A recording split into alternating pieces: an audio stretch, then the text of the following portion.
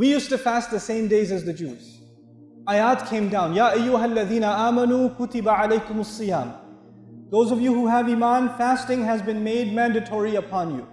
Okay? Kama kutiba ala alladhina min qablikum. Just like it was made mandatory upon the people who came much before you. Who are those people? Who had fasting as a fard on them? The Jews. Banu Israel, the Israelites. The Sharia of Musa alayhi salam. So even Allah is saying part of your identity is the same as the identity of the Jews. But in the same surah already He separated us from them by separating our Kaaba. He separated them. But now He's saying we have something in common with them, which is what? Fasting. Fasting is the same between us and them.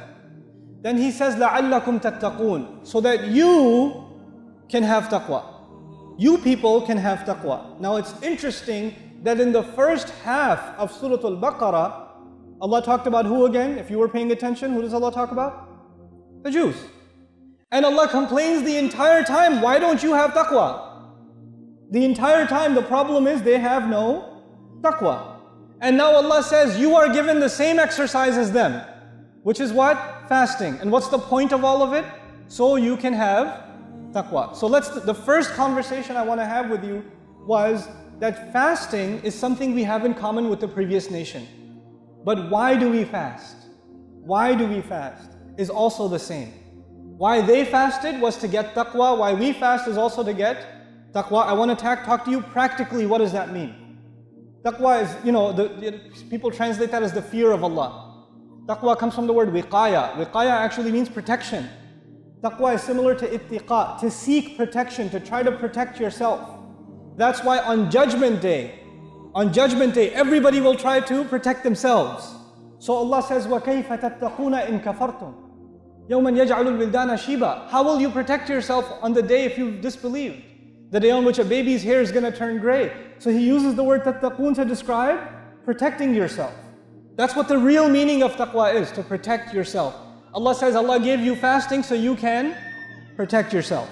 And what does that mean? Let's try to understand what that means. Human beings, us, we have certain training. You have to go through training if you want to get good at something. Especially physical training. Like if they want to become a soldier, or they want to become a police officer, then they have to go through certain kinds of training. And their body learns to adapt. Like at the beginning it's hard, and then it gets easier and easier and easier for them, right? And this idea of training, putting yourself in difficulty, it helps you in by the way, when you're in training, things are easy. When you're in the training program, things are easy.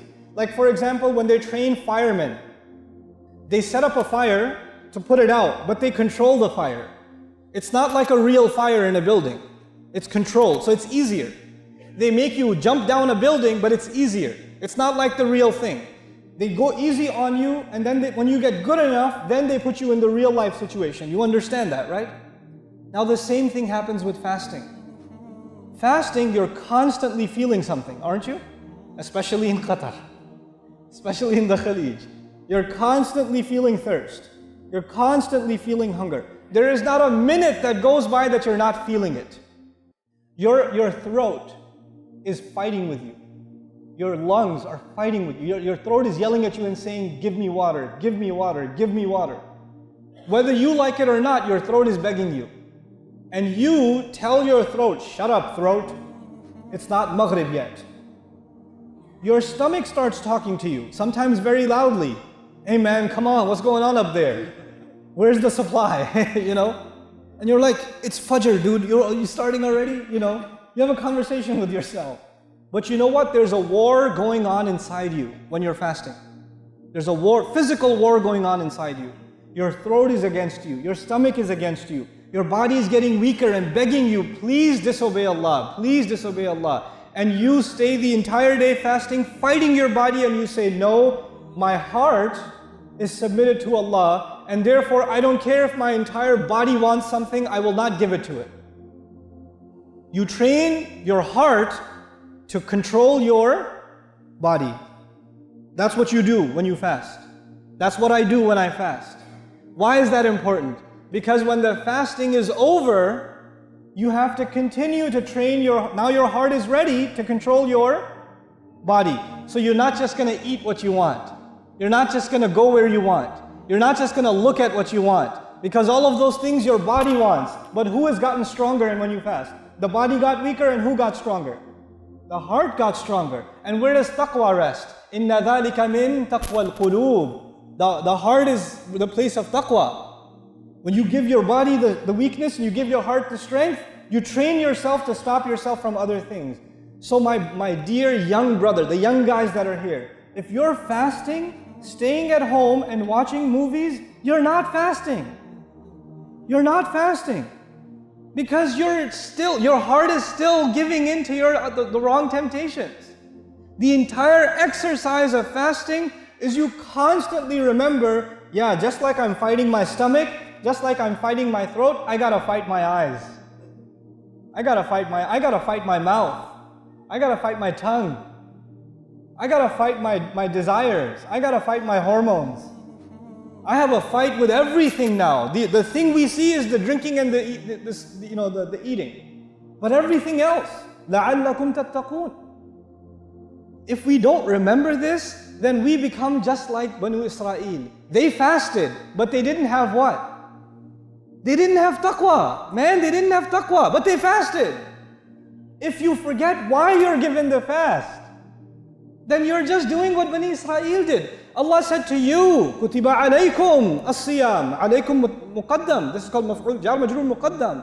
Especially on you, it's your turn now. I am giving you what I gave to them. They did not benefit from fasting. They didn't get taqwa. Hopefully you will get taqwa. That's what Allah is saying. That's what Allah is saying when He gave us fasting. What is the first thing people think of when they think of fasting? They think of iftar. They think of iftar. Fasting is your training for real life. And by the way, I told you, when training goes on, then it's easier. Controlled fire, controlled situations. What does Allah do? Does Allah make fasting in Ramadan easier? Does He cage up shaitan? Does He put the shaitan away? He does, doesn't He? He's going easy on you. So your heart can get a chance to train and get better without being in the battlefield. The second Ramadan is over, Eid Mubarak, guess what? Shaitan is out. And the war begins. And all of that training will now come in handy. But if you didn't train yourself properly, look, just to help the younger guys here, this is for the younger guys especially. If a guy wants to join the army, he has to go through physical training. So they make the guy jump over a wall or climb a wall and go on the other side. So two guys join the military. One of them jumps over the wall, the other one goes around the wall. They both got to the other side. You have to do it 10 times. One guy jumps over it 10 times, the other guy walks over it 10 times. Right? Now when they're on the battlefield and they have to go over a wall, who's going to go and who's going to fail? You understand? They both can say, I did it, I made it to the finish line. But that's what you wanted, to reach the finish line. I did it. You will fast and your brother will fast, but your fasting will not be the same. It won't be the same. The guy who applied himself and actually trained himself and the guy who didn't train himself, they're not going to get the same results. Most often when Muslims are asked the question, so why do you guys fast in the month of Ramadan? The most common answer is to empathize with the poor or to know what it's like to be hungry. Now, although these answers may be partly true, there's a lot more to fasting than this. If we were to look into the Quran, it in fact reveals something a lot deeper. Allah subhanahu wa ta'ala says, O you who have believed, fasting has been decreed upon you as it was decreed upon those before you, so that you may obtain taqwa. Meaning that the purpose of fasting is to gain this taqwa. But what exactly is taqwa? To answer this question, let's look at an amazing story whereby Umar ibn al-Khattab radiyallahu anhu asks Ubay bin Ka'b this very same question. What is taqwa? To which Ubay replies with an incredible example. He says, have you ever taken a thorny path? So Umar says, yes, I have. So Ubay then goes, so how did you travel along this thorny path? Umar radiallahu anhu responds and says, I rolled up my garment and was cautious as to where I would tread to avoid being pricked by the thorns. So Ubay radiallahu anhu responds and says, this is taqwa. It's an amazing example that illustrates the meaning of taqwa.